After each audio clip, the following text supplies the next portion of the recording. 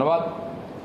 আমরা হয়তো যথেষ্ট পরিশ্রম করতে পারিনি যেটা তারা চেয়েছিলেন, বা সেই বিশ্বাসযোগ্যতা অর্জন করতে পারিনি, তাই তারা আমাদেরকে সরকারে বসাননি। কিন্তু বিরোধী হিসাবে আমরা আমাদের ভূমিকা পালন করব।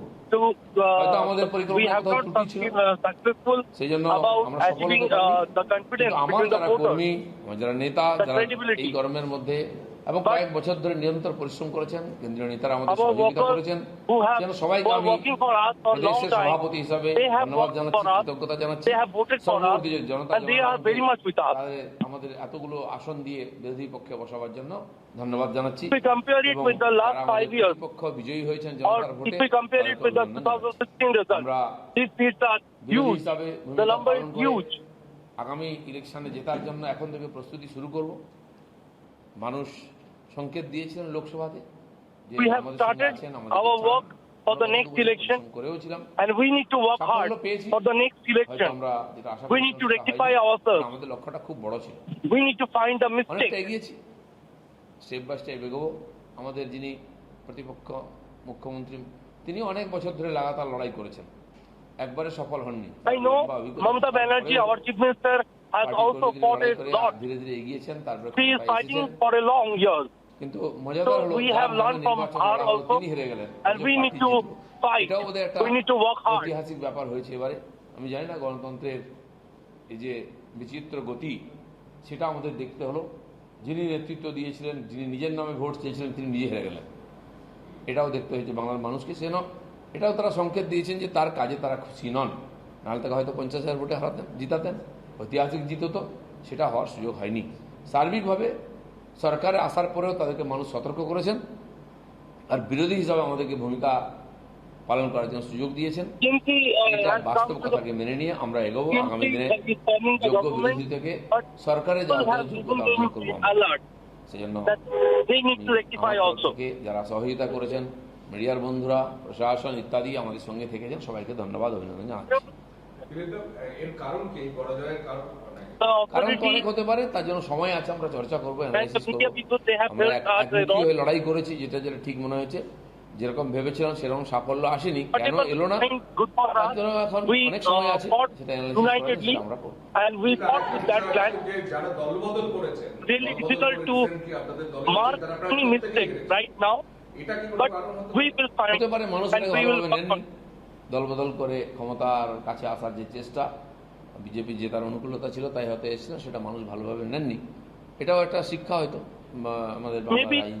People have not taken it people had not taken it rightly that people change their party and they join BJP just to gain power. Maybe people have আমরা জানতাম এবারে লড়াইটা খুব টক্করের হবে, taken it rightly, কাটায় কাটায় হবে, because they have changed their party and they came to BJP.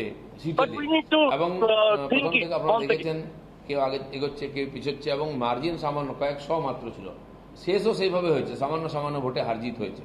তো এই যে লড়াইটা, তাতে 1-2% ভোট হয়তো আমরা মানে বাড়াতে পারলে আমরা এই অনেকগুলো সিট জিততে পারতাম, সেটাতে আমরা সফল হতে পারিনি। এই অসফলতার কারণ কি আছে? মতামত, সাধারণ মানুষেরও মতামত নেব, যারা আমাদেরকে জিতাতে চেয়েছিলেন বা ভোট দেননি, sometimes we were tricked. So we need to rectify ourselves. We need to gain some votes there. If we gain more there, the power.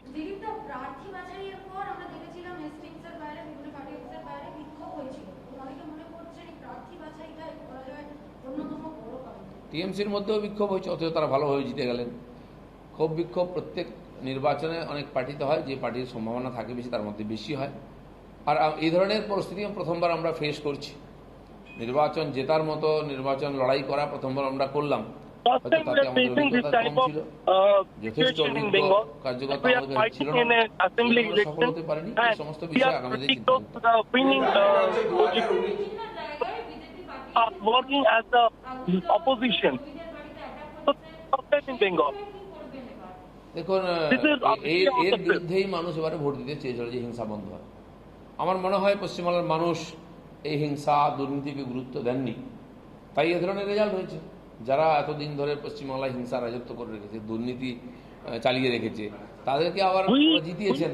of R votes. আমার মনে হয় এটা গৌণ, কিন্তু আমরা যেহেতু বিরোধী, আমরা আক্রমণের শিকার, আমাদের চিন্তার আছে। আমরা আমাদের কর্মীদের মনোবল বাড়িয়ে রাখার চেষ্টা করব, তাদেরকে কোনো রকম উত্তেজনা প্রভোকেশনে যাতে জ্ঞান না দেন সেই আমি তাদেরকে নিবেদন করব। এবং সাধারণ মানুষকে বলবো যে আপনারাও দেখুন যাতে বাংলার রাজনীতি আর রক্তরঞ্জিত না হয়, কারো কোনো মায়ের কোল খালি না হয়, কোনো স্ত্রীর সিঁদুর যেন মুছে যায়, বাংলার জন্য মুখ কালিমা লিপ্ত না হয় এই কলঙ্কিত রাজনীতির জন্য। এটা আমাদের সবার দায়িত্ব, বিশেষ করে যারা জিতেছেন তাদের দায়িত্ব। তারা সরকারে এসেছেন, এর আগে সরকার চালিয়েছেন। বাংলায় আইন শৃঙ্খলা প্রতিষ্ঠিত করা, বিরোধীদের সম্মান সুরক্ষা দেওয়া, সর্বোপরি বিশৃঙ্খলা যাতে না হয় সেটা দেখার দায়িত্ব এখানকার সরকার। 2019-এ 2 বছর আগে সাংসদ হিসেবে যারা বিপুল ভোটে জিতেছেন তারা আবার বিধানসভায় এত এড়ে যাচ্ছে, এই ট্রেন্ডটা কেন? দেখুন, লোকসভা একটা আলাদা আঙ্গিকে ভোট হয়।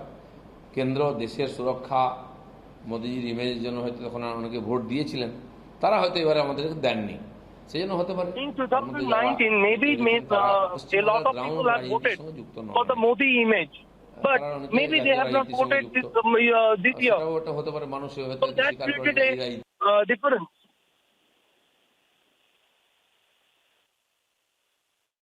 Okay, that was Dilip Ghosh conceding defeat for the BJP, saying his party will introspect on what needs to be done, while adding that they will now prepare for 2026. We're getting in pictures of Mamata Banerjee in Kolkata. On the right of your screens, those are pictures of Mamata Banerjee with Abhishek Banerjee, and she's going to the Kalighat temple, we are told, and we'll get you those pictures in a short while from now. But the breaking news update that's coming in, and then the story so far. Now, Mamata Banerjee has swept Bengal. The Trinamool Congress has swept Bengal with over 200 seats. It's a landslide victory, one that seems to be much bigger than her victory in 2011. She won about 211 seats back then. This time around, as of this minute, she's winning more seats than that. So it's a landslide victory for her. But as far as Nandigram is concerned, we had a surprise, a twist in the tale. The BJP claiming that Shuvendu had won, and then Mamata Banerjee conceded defeat on that.